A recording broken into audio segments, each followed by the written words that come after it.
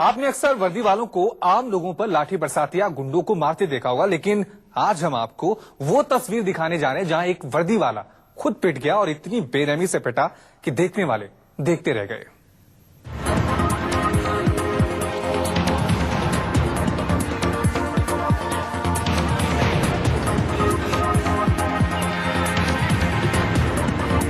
एक, दो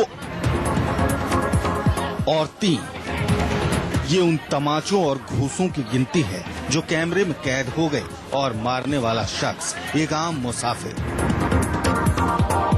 जो इस सड़क से गुजर रहा था। तस्वीरें महाराष्ट्र के सोलापुर की हैं।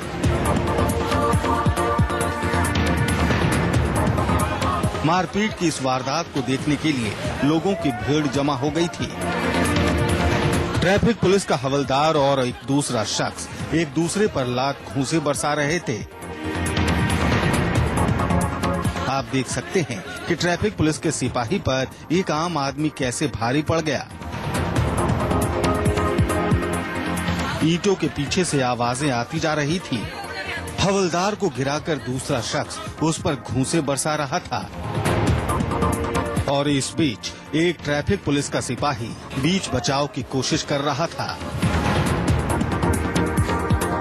इस बीच मार खाता सिपाही थोड़ा बच निकलने की कोशिश करता है।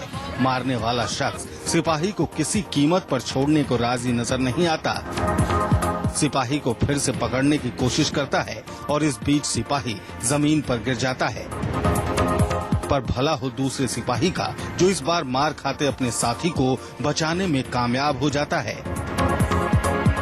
पिटाई से बेहद नाराज सिपाही अब बदला लेने की ठान चुका था।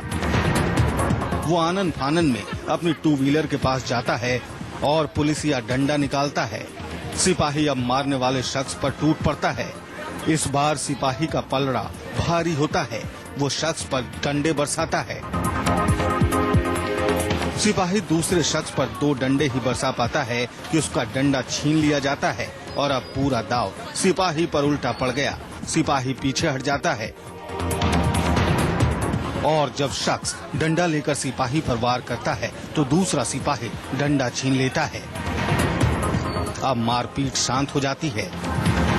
इसके बाद एक दूसरे को धमकी और गाली देने का दौर शुरू होता है। लुटा पिटा ट्रैफिक पुलिस का सिपाही मोबाइल से अपने अधिकारियों को घटना की जानकारी देता है।